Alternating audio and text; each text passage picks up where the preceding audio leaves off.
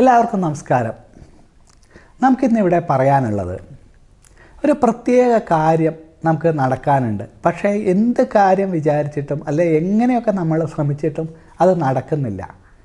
അതിന് നമ്മൾ എന്ത് ചെയ്യണം? അതിന് ഈശ്വര പ്രാർത്ഥനയ്ക്ക് വളരെയധികം പ്രാധാന്യമുണ്ട്. അത് എങ്ങനെ ചെയ്യണം എന്നുള്ളതാണ് നമുക്ക് ഇവിടെ പറയാനുള്ളത്. എല്ലാ ദിവസവും രാവിലെയോ അല്ലെങ്കിൽ വൈകുന്നേരമോ കുളി കഴിഞ്ഞ്, ഇനി കുളിക്കാൻ ബുദ്ധിമുട്ടുള്ള ആൾക്കാരാണെങ്കിൽ കാലും മുഖവും കഴുകുക, അല്ലെങ്കിൽ കുളിച്ചാൽ ഏറ്റവും നല്ലതാണ് കേട്ടോ. ഒരു കൃത്യമായിട്ടുള്ളൊരു സ്ഥലത്ത് കൃത്യസമയത്ത്, രാവിലെ ആണെങ്കിൽ രാവിലെ, വൈകുന്നേരം ആണെങ്കിൽ വൈകുന്നേരം, പറ്റുകയാണെങ്കിൽ നിലവിളക്കിൻ്റെ മാത്രം വെളിച്ചമേ പാടുള്ളൂ, മൊബൈലൊക്കെ ഓഫാക്കി വയ്ക്കുക. എന്നിട്ട് നമ്മളുടെ ശ്വാസം ഉള്ളിലേക്ക് ശക്തിയായിട്ടെടുക്കുക, പതുക്കെ അത് പുറത്തേക്ക് വിടുക. അങ്ങനെ 3 പ്രാവശ്യം ചെയ്യുക.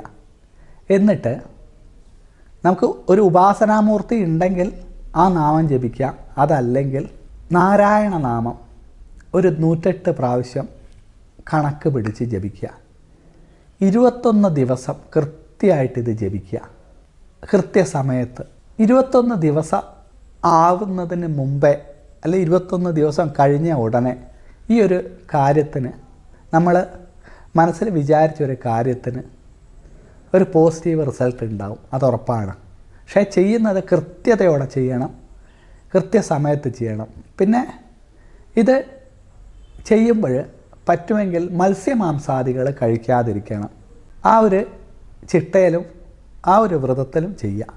അങ്ങനെയാവുമ്പോൾ നമ്മളെ കാര്യം വിജയിക്കുന്നുള്ളതിന് ഒരു സംശയവും വേണ്ട. എല്ലാവർക്കും സർവേശ്വരൻ്റെ അനുഗ്രഹം ഉണ്ടാവട്ടെ.